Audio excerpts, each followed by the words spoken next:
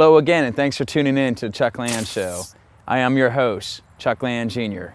Today I'm going to visit the Madison Theatre in Covington, Kentucky. The Madison Theatre is one of the nicest places to see live music around the Cincinnati area, whether it's a national act or a local band. The band that we're going to feature in this episode is called Mayan Ruins. This band incorporates Middle Eastern sounds with a lot of tribal drumming and features belly dancers and hula hoop dancers. Pretty interesting stuff. So sit back and take a journey with me as we tell you the story of Mayan Ruins.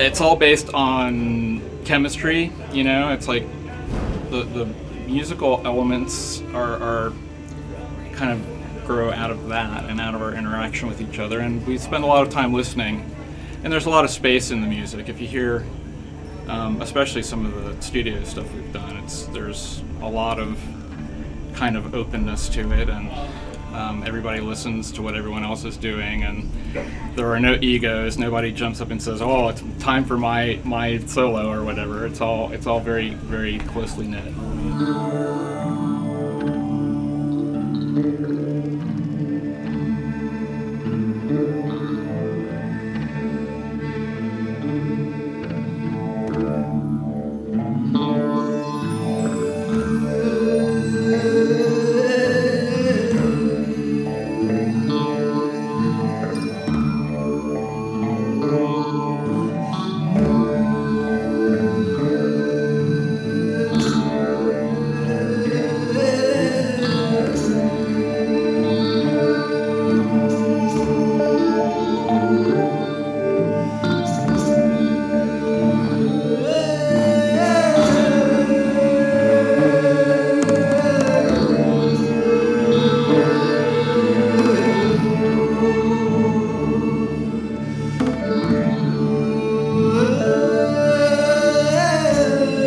The beauty of Mayan Ruins is that I get to do pretty much anything that strikes me in the moment vocally.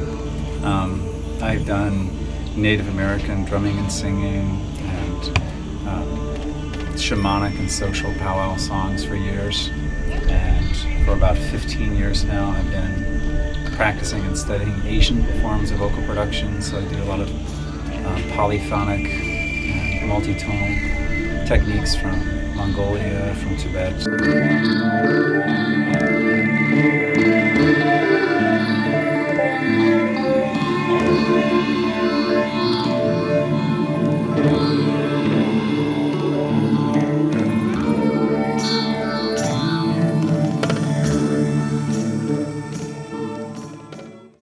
So what I like about the Mayan Ruins project, essentially it's the improvisational aspect of it. That is the core of the band. We're all percussionists, so we draw from African, Middle Eastern rhythms, but we also have electric guitars, bass, mandolin, violin, all kinds of other different instruments as well, vocals. But we start with those rhythms and we go from there. We don't rehearse ever.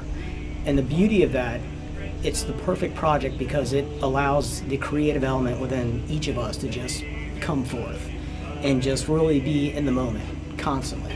When we have the dancers with us, they just add to the whole synergistic experience.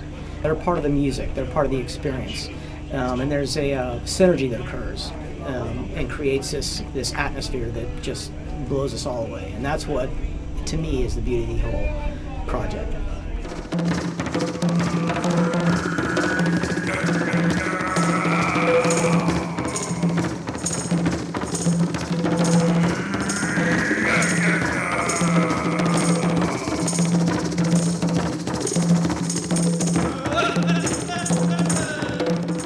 The appeal of Mayan Ruins, I believe, is that you'll never know what you're going to see from one event to the next, or who you'll see. The personnel changes,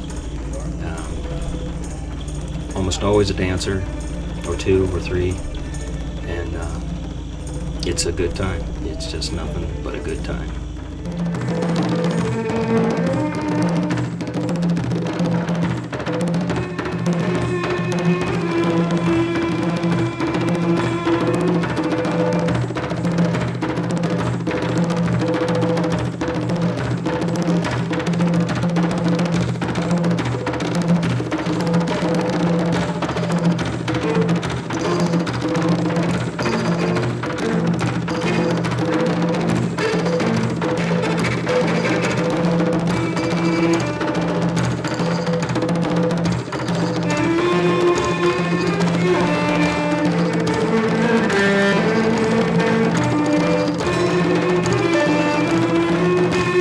What I like about Mayan Ruins is that there is a core that's there at all times, and there's the opportunity to just improvise around that core. It doesn't matter whether you're a strings player or a percussionist. It's just a wonderful opportunity to either provide part of the basis that's there, and then whenever there's the right space to kind of swing out and be more in the forefront. It's just a great opportunity to do that as a musician, as a performer.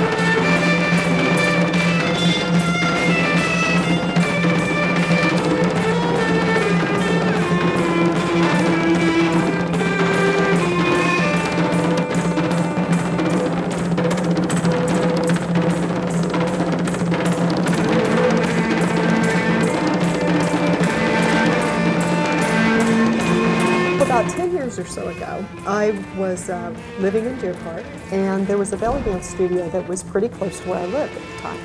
And I had always been curious about the dancing, and I decided one day that I would go in and take a lesson, and just immediately fell in love with it. And after I took lessons for a while, I started taking lessons at other places, studying some of the different styles, because there are a lot of different styles to belly dancing. You have what would be called your traditional, Middle Eastern dance, which could be Egyptian, Turkish, Lebanese, and then you get into a lot of the fusion forms that are getting very popular right now.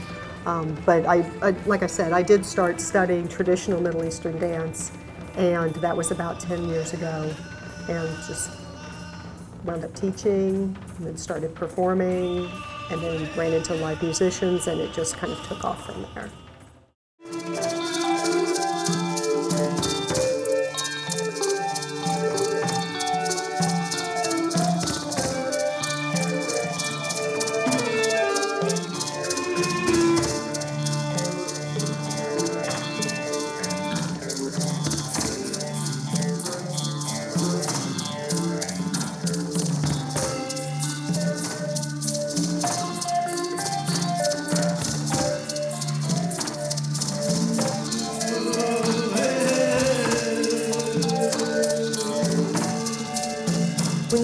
belly dancing to people. People tend to immediately get a certain, image in their head, and it's usually a gal with the beaded, looks like a bikini top and bra, a beaded belt or hip scarf over a skirt.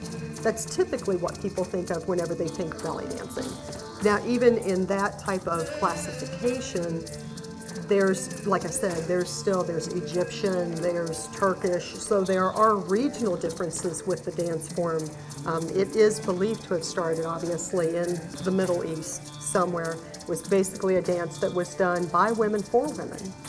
That's one thing that people don't understand. A lot of people think that it was a dance that the women did for the men, and that's not really where they think that it all started.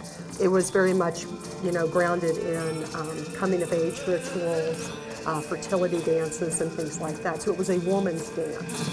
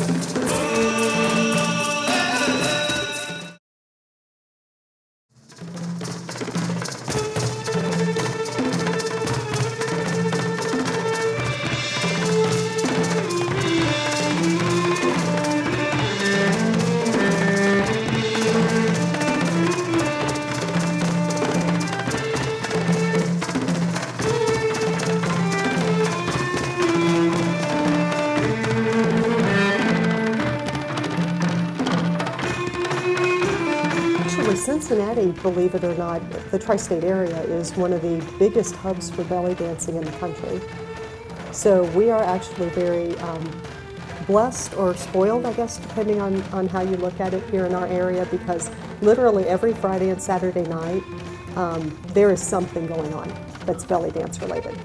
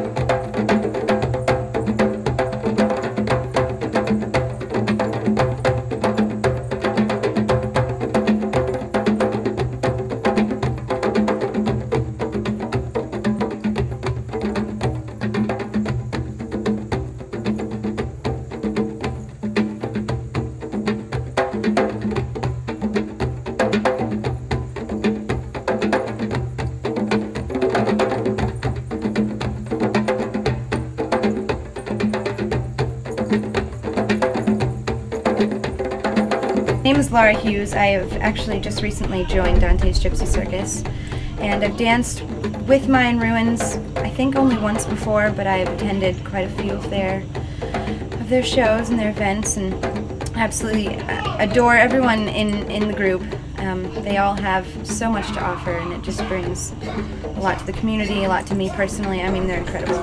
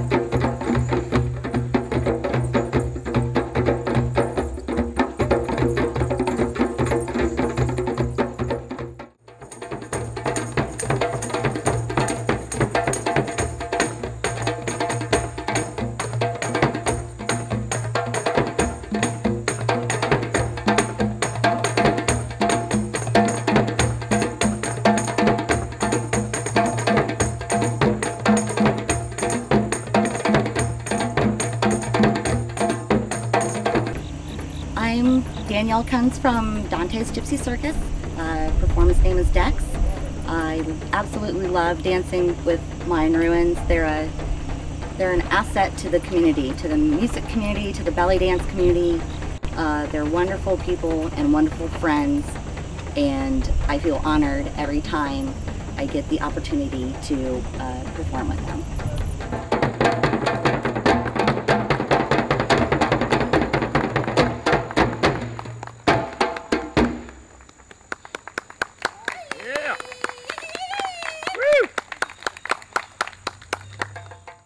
So I'd encourage anybody who's seeing this, when you get an opportunity, come out and see Mayan Ruins and any number of the wonderful dancers that will be performing with us from time to time. Thank you.